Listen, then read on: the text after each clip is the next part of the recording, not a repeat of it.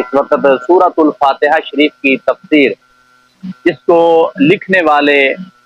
وہابیوں کے اہل حدیثوں کے امام العصر محمد ابراہیم میر سیالکوٹی، اس کتاب کو چھاپنے والے ناشر مرکزی جمعیت اہل حدیث پاکستان ہے، اور اسی فرقے کی طرف سے یہ آوازہ بلند ہوتا ہے کہ قبروں والے، مزاروں والے، مردے جو ہیں وہ زندہ کی کیسے مدد کر سکتے ہیں، اس مدد کو یہ لوگ شرک کہتے ہیں، جبکہ ان کے گھر کی کتاب ان کے امام العصر نے مردوں کی مدد کے لحاظ سے کیا لکھا ہے آپ سنیں اور آپ حیران رہ جائیں گے کہ یہ لوگ زبان سے کچھ کہتے ہیں اور ان کے بڑے کیا کچھ لے گئے۔ اس تفسیر کا جو صفحہ نمبر 41 میرے سامنے موجود ہے، یہاں پر امام العصر محمد ابراہیم میر سیالکوٹی اہل حدیث وہابی نے اس بات کو لکھا کہ مراقبہ کی حالت میں فیضان الہی کا نزول ہوتا ہے۔ فیضان الہی کا نزول ہونا تو بہت اونچا مقام ہے،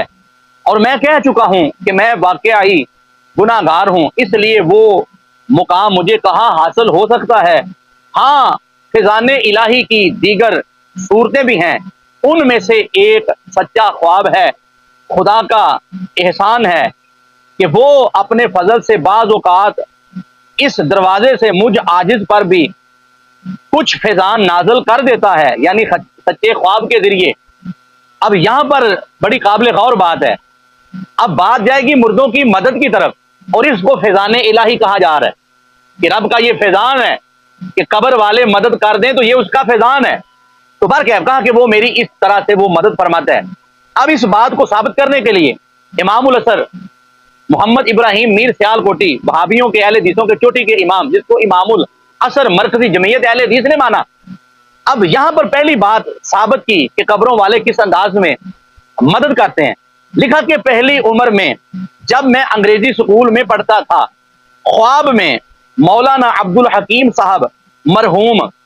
فاضل سیالکوٹی کی زیارت سے مشرف ہوا۔ توجہ سے سنا، اب مولانا محمد ابراہیم میر سیالکوٹی صاحب لکھتے ہیں کہ مجھے عبد الحکیم صاحب کی زیارت ہوئی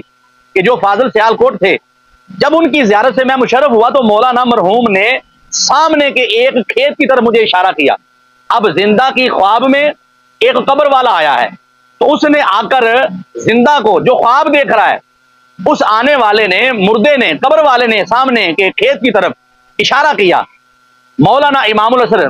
ابراہیم سیالکوٹی لکھتے ہیں کہ میں نے اس میں جا کر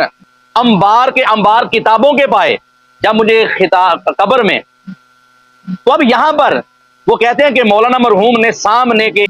کے کھیت کی طرف اشارہ کیا، میں نے اس میں جا کر انباروں کے انبار کتابوں کے پائے، میں نے چادر بچھا کر وہ سب کتابیں اس میں باندھ لی۔ کتابوں کا گٹھا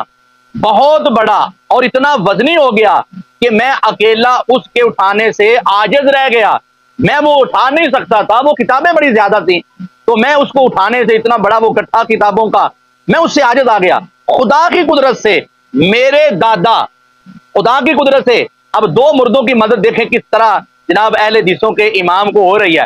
اب یہاں پر امام العصر محمد ابراہیم میر سیالکوٹی نے، اہل حدیثوں کے امام نے لکھا کہ وہ کہتا ہے کہ میرے دادا مرحوم میاں حیات محمد میر جو بڑے عابد و پرہیزگار تھے، وہ کئی سالوں سے فوت شدہ تھے، دنیا سے جا چکے تھے، وہاں پر نمودار ہو گئے۔ ہمیں کہنے والوں کہ تم شرک کرتے ہو، مردوں سے مدد مانگتے ہو، کہتے ہیں مردے آتے ہیں مدد کرتے ہیں تو دکھائی کیوں نہیں دیتے، ہم پر اعتراض کرنے والوں، تمہارے امام العصر نے اس بات کو لکھا ہے۔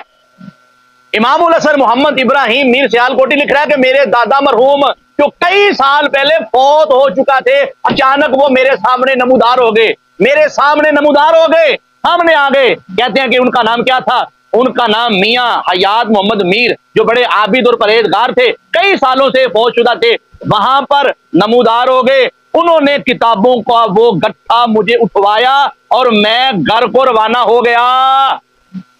ہمارے داتا صاحب کی مدد پر اعتراض کرنے والوں، ہمارے غوث پاک کی مدد پر اعتراض کرنے والوں، ہمارے پیر میر علی شاہ صاحب رحمت اللہ تعالی علیہ کی مدد پر اعتراض کرنے والوں، ہمارے بابا فرید گنج شکر رحمت اللہ تعالی علیہ کی مدد پر اعتراض کرنے والوں کہ وہ کیسے آتے ہیں، کیسے نوازتے ہیں، کیسے مدد کر سکتے ہیں، ایسے ہی وہ نوازتے ہیں۔ جیسے تمہارے امام العصر کو تمہارے دادا نے قبر سے باہر آ کر، جو کئی سال پہلے فوت ہو چکا تھا، وہ آیا اور اس نے وہ بہت بڑا گٹھا کتابوں کا اپنے پوتے کے سر پر رکھا، اور پوتا کہتا ہے وہ میں اٹھا کر گھر آ گیا۔ تو یہ وہ حق ہے، یہ وہ سچ ہے کہ جو تمہاری کتابوں میں بھی لکھا ہے۔ مگر آج بڑے افسوس کی بات ہے کہ اہل سنت و جماعت جب ان کرامتوں کو، اولیاء کرام کی اس فیضان کو ذکر کرتے ہیں تو اس کو تم جناب کسے کہانیوں کا نام دے دیتے ہو۔ اب بتاؤ، تمہارے بڑے نے، تمہارے امام العصر صاحب نے جو یہ سورہ فاتحہ کی قرآن کی تفسیر میں یہ واقعہ جو لکھا ہے، کیا یہ سچ لکھا ہے یا جھوٹ لکھا ہے؟ کیا لکھا ہے؟ یہ سوال میرا ان لوگوں پر ہے کہ جو ولیوں کی مدد کے منکر ہیں اور کہتے ہیں مردے مدد نہیں کرتے، وہ مجھے اس کا جواب دیں۔